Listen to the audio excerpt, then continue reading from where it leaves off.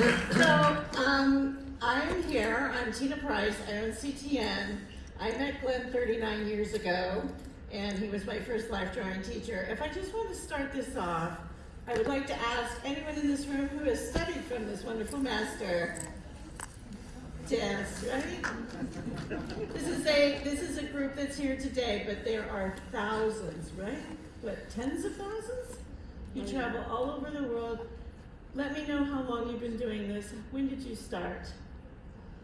Oh, when I started drawing, boy, my father was a Sunday painter, and I really distinctly remember him standing in an easel, taking and working on a portrait of my mother, and I was on the floor, taking and tracing out of some of the books. From at that time where we were, I was 6 years old.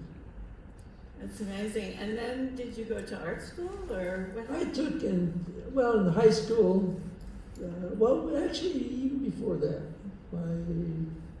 my father was, like I say, he painted that for the Second World War, we painted, and he actually hired an art teacher to come to the house, and so we had classes at the home of my grandmother, my father, me, a next door neighbor, still life stuff. And I started painting. And then I originally, I went to, in high school, I started taking classes at Chenard's. And that would have been about 1952, 53, something like that. And then eventually went to Art Center. Chenard's was for a precursor to Kellerson, right? Way centuries later. And then you went to Art Center? Yeah, I went, when Chenard's became Art Keller's, yeah. I went to Art Center, and I had a full scholarship for a summer, and I wasn't ready for it. And so I went in the Navy for a couple of years. Wow. I was drawing the whole time. I was sketchbook. Okay. Because that's what I do. I draw. And I think part of it was because when I was young, we lived in Finland, and my background was Finnish. And so I didn't speak English. I didn't learn English until I started school. And I found that drawing was my thing. And so I drew more than I taught. Right? Yeah. And we have a lot of those people here. Yeah. And I took it. I'm surprised I ever graduated from high school. That's horrible. My academic career was pretty hilarious, actually. But I could get by drawing. Right? And in fact, I had a Spanish teacher. He would bring his paintings in, and we would talk about the paintings. So I was teaching already at that time. And he went away he was taking and doing a thing for the city, and they had a substitute teacher. Well, that was in my last year. So she passed me, but she promised me, don't ever take a Spanish class again. Anyway, but that's what I did. And then I went back and I went to Art Center, and I started teaching when I was a student. And actually, what happened was I was going there, and I've told this story so many times, it's sort of funny, that I quit 6 months before graduation. Right. And because I didn't think I was learning fast enough. And so all I did was study drawing and paint. All day and at night I would drive a cab, and odd ends and jobs. Right. 6 months later they hired me back to teach. And I've been doing it ever since. How did you know that it was just a passion for you? You can't stop drawing, can you? Well, there's such a fascination about doing it. And once you start, and you want to keep doing it better. And when you start trying to do it better, then you study. And then the studying becomes the process, and the studying then becomes the art, and the art becomes, it never ends, it never, Figure eight. yeah, it never stops, and so that's what I pretty much do all the time. Right? Yeah. Tell me about your teaching. Where did you start teaching? Teaching, it started in like probably 1961. At So, Art Center? Or? yeah, I started at Art Center, and I was at Art Center for teaching-wise 13 years. And then they were downgrading drawing, and so I left. I was going to say they're known most for their environment designs and product designs. Yeah, well, they're 1960s. People were saying, well, you don't need to draw anymore. I don't need to draw anymore. Yeah, and so that's what's happened. It changed to everything. Because I was a painter. I knew nothing about it. Animation, or, totally. Somebody had said at that time, well, you're going to be in animation for so many years. You're crazy. I don't know anything about animation. Not Tink Adams, who started Art Center, said Disney tried to get him to take and do the training program for the studio, and Tink just said, animation, that's not art. Right? Yeah, he wouldn't even talk to Disney. It's kind of the story of our life, right? Yeah. Like 50 years. Well, Right? Well, you were part of a group there, though, that you guys are like the kings of drawing. There were a few of you there. Were you there when Lorser was there, or Harry Carmian? Harry, yeah, I was teaching part of that, and when I quit, everybody thought I was crazy because I had this prime position. The way the school was going, I thought it was a dead end. So I left. I started my own school, and at that point, I had that for 5 years. But I was sweeping floors, doing everything, hiring models, teaching days and nights. And I said, I need somebody to give me a check. So I need somebody to give me a check. So this guy here, Eddie Guerrero. Eddie. Stand up, Eddie. Stand up, Eddie. Eddie's a black belt karate. And we were studying karate in the morning, Elmer and I. And he wanted to go into animation. And he kept saying, well, call Disney. Call Disney. I don't know. Yeah. So finally I did. And so they hired me. But I knew absolutely nothing about animation. And in fact, when they said, well, what do you want to do? I said, well, I don't want to be an animator. Because to me, animation was doing the same line, just moving it over a little bit. God, that has to be the boringest, most thing. So, but I was 40 years old at that point, and I had a reputation. They knew me already through my students. Oh, of course, Many of my students were working at the studio already. You're right, you had already taught thousands of people by then. Yeah. And so they hired me, and they said, well, what do you want to do? And so they let me go from one thing to another to see where I fit. And it was a great opportunity. And I really learned, at that point, I knew nothing about animation. But apparently, I have the type of drawing I teach is just Renaissance drawing. It's just the way you do it. Yes. It's been done that way for thousands of years.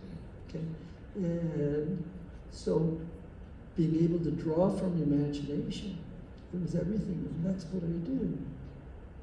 Today, everything is pretty much imagination, and you just being able to do that. But I found that I guess I had a sort of a humorous quirk, because I fit in with working in the studio. And I had a great time. I've always really enjoyed the animation. I had a lot of fun. And it was a challenge. But Disney had me teaching. They hired me one day. The next week they put me working on the boards. And the following week I was teaching. You found your people. Yeah. And so I was teaching at the studio, working in production, and kept on. I've been teaching animation people forever. And so that's part of that's the process that I've been going through. And it's, people I say, well, I'm a painter. Well, yes, I'm a painter. I've done big paintings. Did a lot of stuff, but really I'm a teacher. We have been very honored, I'll speak for myself and I know everyone in the room, we have been very honored to be able to learn from you. I know that I personally felt you might have been brought to us from another era, something very special. You were brought to us from another era, but then we saw you work digitally. You were using Conti Crayon and it all looked like Renaissance era. Tell us a little bit about your transition into the digital world. Yeah, the digital stuff, to me, it just, people say, well, it's a piece of glass. You're right. Like that guy as well. If you don't, it's just another medium. If you can't draw on anything other than paper, then it means you can't do etching, you can't do lithograph, you can't do all this other stuff. And to me, I love the technology. I really have fun with it. I enjoy it. To do what I want to do. I've seen you using it. I've had as if it was just a Conti Crayon. You just picked it right up. No, I didn't use it for digital. Is I'm always projecting, but what it came down to is it's a great tool for teaching. It's because I've been doing out in the hall out there, I'm drawing, projecting, and then I give the students copies of what I do. And it's a marvelous way of doing it. But I started doing that. To me, the technology caught up with what I tried to do. Because I started in the 60s trying to do books that had overlays, transparent overlays and stuff. And it's exactly what I'm doing today. I haven't changed very much. But we were talking earlier, and part of the fact that, everybody was saying drawings out, and I said, I don't care. I like drawing. Yay. And I wanted to draw them. Okay. And I'm Finnish, okay? And there's a Finnish have a word called sisu. Sisu. Yeah, and in a sense, it's not easy to translate. So I was talking to a Finnish student in Finland, students all over the world right now, in my online stuff, and she says, well, actually what sisu means is inordinate stubbornness. Yeah. And so people say, well, you gotta do this, you gotta do that. Sisu. And your parents say, well, you should become a doctor or you become a dentist. And people say, well, how did you do it? Well, I just didn't. I just kept drawing. Which brings us to today. You're teaching with New Masters Academy as well as a lot of other things. I wanted to just take a moment and show another clip. We have a clip from New Masters Academy, if we could roll that. Showcasing him at the school. I have always said that until somebody sees my drawing, they do not know me. And so my sketchbook is really me.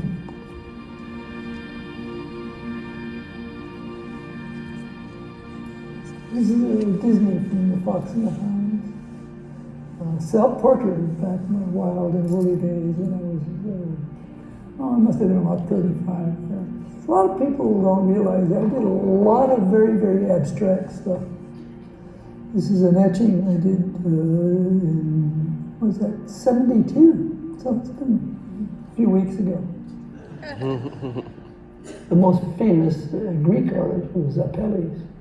One of the things that comes down from him was never a day without a line.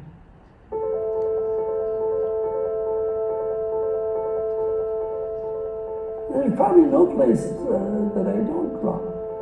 When we were having our first child, I was keeping track of the contractions in my sketchbook as we were in the delivery room. I draw literally all the time. You don't see something until you draw it.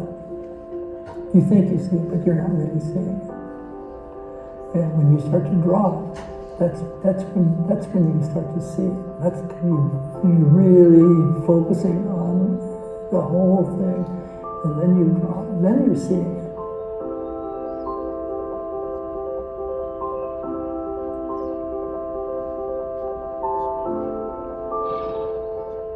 The first art book I ever bought was on Hokusai, talking about how nothing he did before the age of 50 is worth mentioning.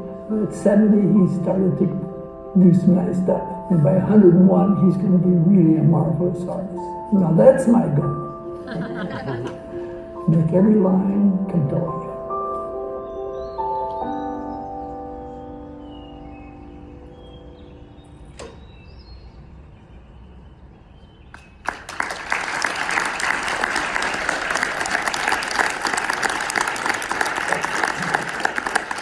Thank you, Joshua. Joshua's here. Joshua, stand up, please, from the Masters Academy. Joshua,